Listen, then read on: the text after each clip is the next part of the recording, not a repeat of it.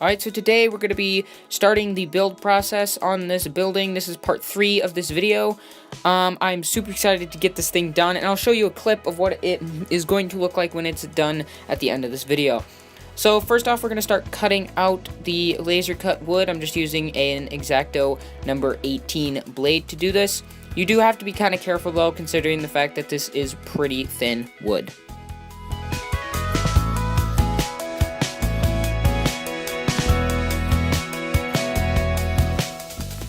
Also, never get rid of the extra wood. You can always use it for something, and it is very, very useful.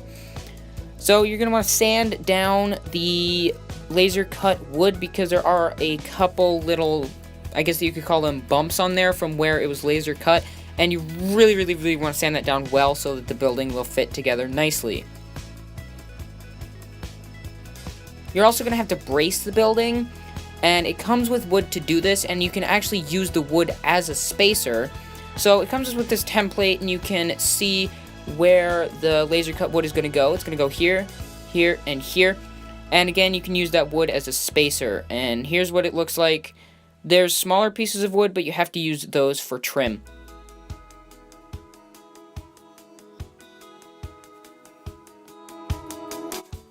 So I'm just going to start spacing and placing in the wood right now. I'm just going to use this 5/32 of an inch piece of support as a spacer, and then I will mark it. And that's about where the support is supposed to go. And then I'll also mark the angle as well on the roof because it's not a real angle that I have a measurement for, so I have to use the roof to do it. And then you can sand it down if it's too big or anything, but I'll just sand it down and then secure it with white glue. I did the same thing with all of the spacers, and it's pretty straightforward, so don't let a little laser cut wood structure scare you at all. You do have to weight it down though so that the building does not warp when you are gluing it, because it could warp. With the windows, it's a bit more complicated. You have to cut out around the window. As you can see here, I'm just marking it, and you have to cut that out so that the window will actually fit.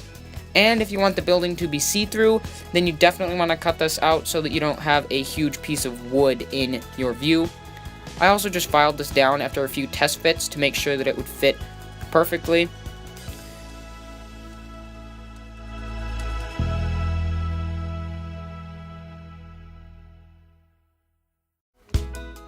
And as you can see here, it fits perfectly in that little hole right there, so yeah. I'm going to let this stuff dry for about an hour, and while that's drying, I'm actually going to clean up my desk because it's really, really dirty.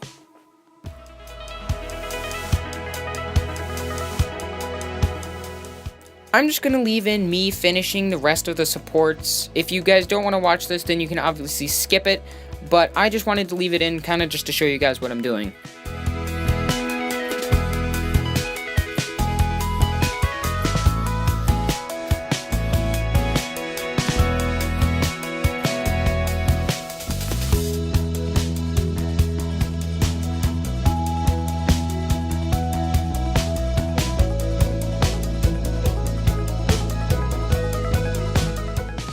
I did add a stain to one wall with some alcohol and some paint, just to see how it would look once the actual wall is painted. I don't know really how it turned out, but hopefully it looks good.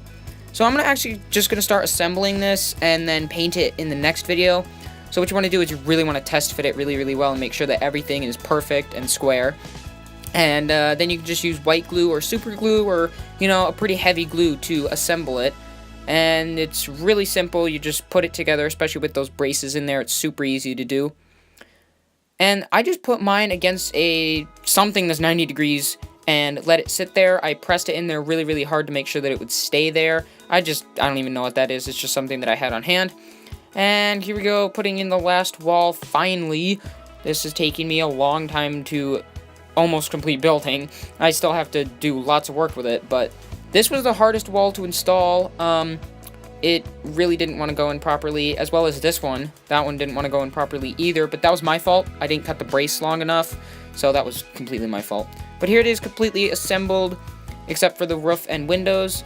I really like how it turned out, but as you can see here, I also had to sand down the glue joints so that it would fit properly.